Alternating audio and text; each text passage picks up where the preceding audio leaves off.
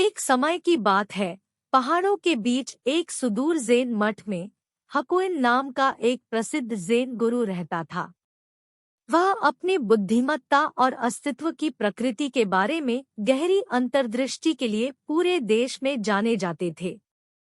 आत्मज्ञान की एक झलक पाने की आशा से दूर दूर से लोग उनका मार्गदर्शन लेने आते थे। कृपया पूरा वीडियो देखें और हमारे चैनल को सब्सक्राइब करना न भूलें। एक दिन नोबोरू नाम का एक युवा और उत्सुक छात्र मठ में आया। वह उत्साह से भर गया था और उसने एक महान शिक्षक के रूप में हाकुइन की प्रतिष्ठा के बारे में सुना था। नोबोरू ज़ेन के रहस्यों को जानने और प्रबुद्ध बनने के लिए दृढ़ संकल्पित था। उनके आगमन पर नोबोरू को मठ के भीतर एक छोटा मामूली कमरा सौंपा गया था और उन्होंने भिक्षुओं की दैनिक दिनचर्या में उत्सुकता से भाग लिया। उन्होंने लगन से ध्यान किया, जप किया और बड़े उत्साह से अपने कर्तव्यों का पालन किया। हालांकि उन्होंने मठ के बारे में कुछ असामान्य देखा। एक एकांत कोने में एक विशेष कमरा जो हमेशा बंद रखा जाता था। भिक्षुओं के बीच अफवाहें फैल गई कि इस कमरे में हाकुइन की असाधारण बुद्धि की कुंजी है। एक दिन जिज्ञासा नोबोरू पर हावी हो गई। अब और प्रलोभन का विरोध करने में असमर्थ, उसने रहस्यमय कमरे का ताला खोलने और यह देखने का फैसला किया कि इसमें क्या रहस्य है। उसे यह देखकर आश्चर्य हुआ कि कमरा एक छोटी सी चटाई और दीवार पर लटके एक सुंदर अलंकृत दर्पण के अलावा खाली था। नोबोरू कमरे और दर्पण की सादगी से हैरान था। वह समझ नहीं पा रहा था कि हाकुइन इतनी सामान्य सी दिखने वाली जगह को बंद क्यों रखेगा। विशेषकर दर्पण ने उसे आकर्षित किया। इसे बारीकी से तैयार किया गया था और इसकी सतह को पूरी तरह से पॉलिश किया गया था, जो हर चीज को उत्कृष्ट विवरण में दर्शाता था। सवालों से भरे अपने मन के साथ नोबोरू ने हाकुइन का सामना करने का फैसला किया। उसने गुरु के ध्यान कक्ष में प्रवेश किया और पूछा, गुरु, मैं बंद कमरे और अंदर के दर्पण को देखे बिना नहीं रह सका। इस कमरे का क्या महत्व है? इसमें क्या ज्ञान है? हाकुइन ने एक पल के लिए नोबोरू को देखा और फिर उत्तर दिया, आपने कमरे और दर्पण की खोज की है, मैं देखता हूँ। उस दर्पण में बहुत महत्वपूर्ण रहस्य है, लेकिन यह ऐसा नहीं है जिसे शब्दों में आसानी से समझाया जा सके। वास्तव में समझो, तुम्हें खुद ही आईने में देखना होगा। नोबोरू मास्टर की प्रतिक्रिया से हैरान था और वह समझ नहीं पा रहा था कि दर्पण में देखने से कोई गहन ज्ञान कैसे प्रकट हो सकता है। फिर भी उन्होंने हाकुइन की सलाह मानने का फैसला किया। वह बंद कमरे में लौट आया, दर्पण के सामने बैठ गया और उसमें गहराई से देखने लगा।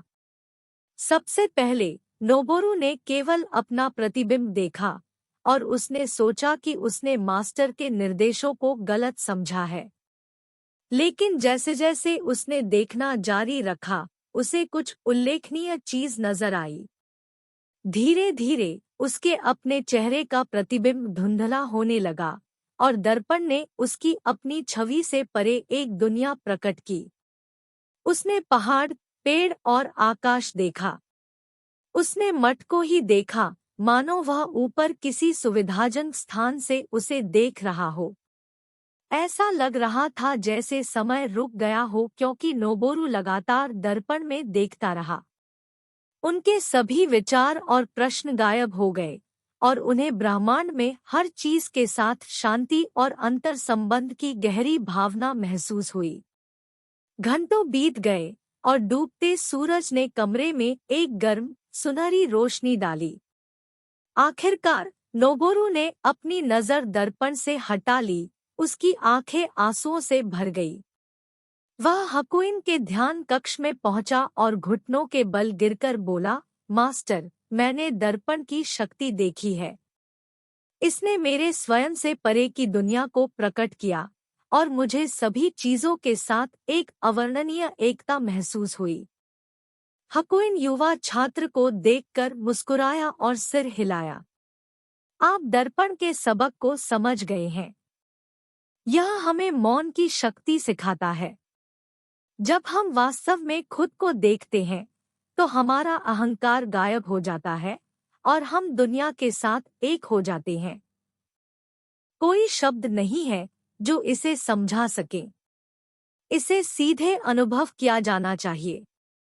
नोबोरू ने मठ में कई और साल बिताए, हकुइन से सीखा और ज़ेन के बारे में अपनी समझ को गहरा किया। उन्हें एहसास हुआ कि सबसे बड़ी शिक्षाएं अक्सर सबसे सरल और सबसे मौन अनुभवों में निहित होती है। दर्पण द्वारा प्रकट की गई मौन की शक्ति जीवन भर उनके साथ रही और आत्मज्ञान की ओर उनके मार्ग का मार्गदर्शन करती रही। एक छोटे से गांव में युकी नाम का एक ज़ेन गुरु रहता था। युकी अपनी बुद्धिमत्ता और शांति की गहरी भावना के लिए जाने जाते थे जो उनसे निकलती प्रतीत होती थी। लोग उनका मार्गदर्शन लेने और उनकी शांति देखने के लिए चारों ओर से आए। एक दिन केंजी नाम का एक युवा और उद्दंड छात्र युकी के साधारण निवास पर पहुंचा। केंजी ने युकी की प्रतिष्ठा के बारे में सुना था और ज़ेन के रहस्यों को जानने के लिए उत्सुक थे। हालांकि केंजी में लगातार बात करने की प्रवृत्ति थी, वह हमेशा अपने विचारों को व्यक्त करने की कोशिश करते थे और वह आंतरिक उथल-पुथल से जूझते थे। केंजी ने युकी को अपना शिक्षक बनने के लिए कहा और युकी एक शर्त पर सहमत हो गया।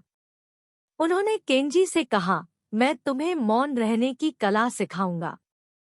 पहले महीने तक तुम्हें एक भी शब्द नहीं बोलना है।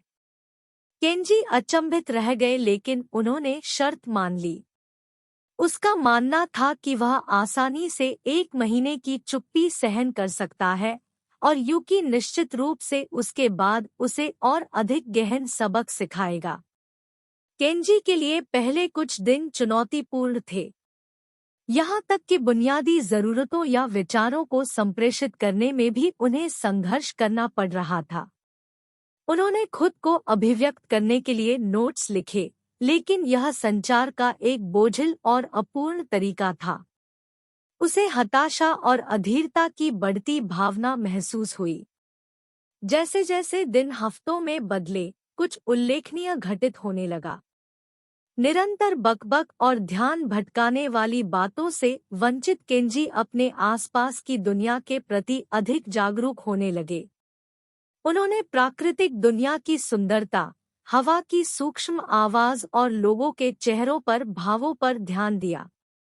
उसने अपने विचारों और भावनाओं पर ध्यान देना शुरू कर दिया, उसे व्यक्त करने की कोशिश किए बिना अपने भीतर की उथल-पुथल का अवलोकन करना शुरू कर दिया।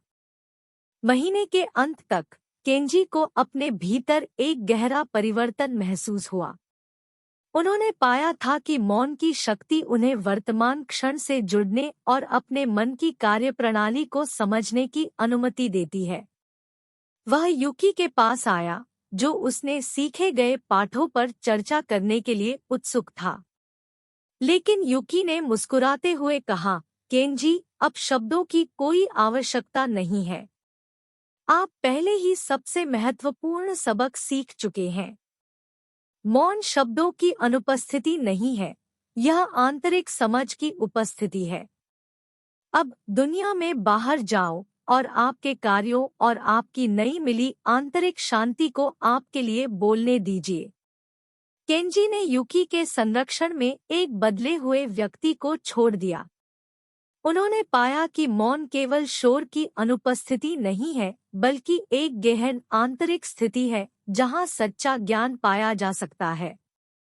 उनके कार्य और आचरण बहुत कुछ कहते थे, और वह अपने शब्दों के लिए नहीं बल्कि जहां भी जाते थे, अपने साथ शांत, बुद्धिमान उपस्थिति के लिए जाने जाते थे। इस ज़ेन कहानी में मौन की शक्ति एक परिवर्तनकारी शक्ति है, जो दर्शाती है कि कभी-कभी सच्ची समझ शब्दों के अभाव में भी पाई जा सकती है।